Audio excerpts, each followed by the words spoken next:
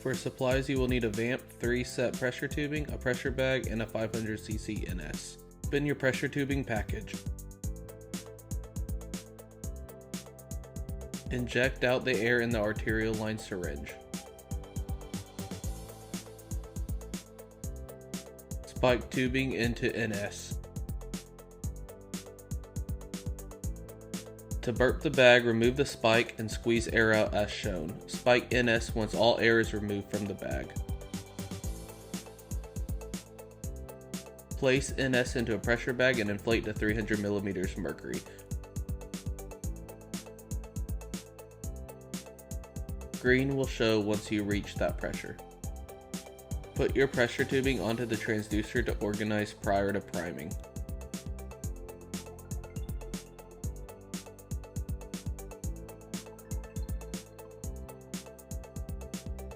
Pull blue string on arterial tubing to prime arterial tubing. Then open the side port and quick prime that port and place a Kuros cap when done.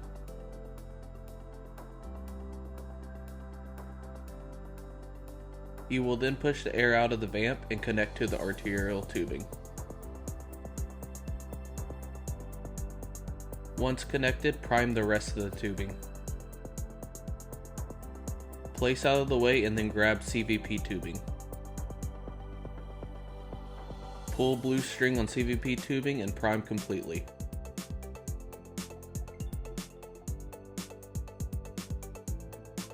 Then prime side port, the same as arterial tubing.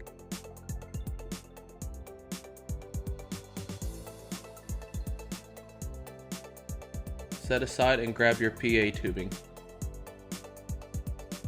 Pull blue string on PA tubing and prime completely. Then prime the side port the same as others.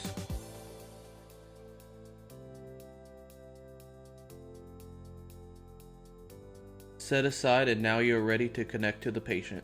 For the CVP tubing, you can use hemostats with alcohol swabs to protect tubing. You will clamp in order to prevent backflow while disconnecting and reconnecting with new tubing. You'll unscrew old tubing and then wipe with a site scrub to clean the site. Then while flushing, attach new CVP tubing to the CVP line of Swan. Then unclamp the hemostats. You will then do the same process to connect new PA tubing to patient's PA port of Swan.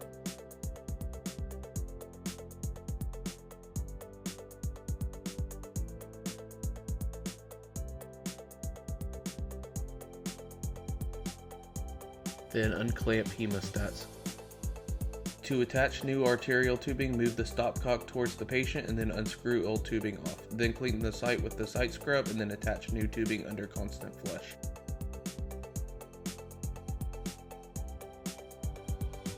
Remove old tubing from the transducer and disconnect cables underneath.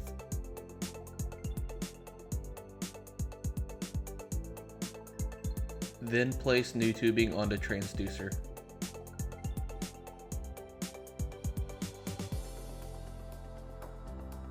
Make sure you have the correct cable spots activated as shown on the monitor.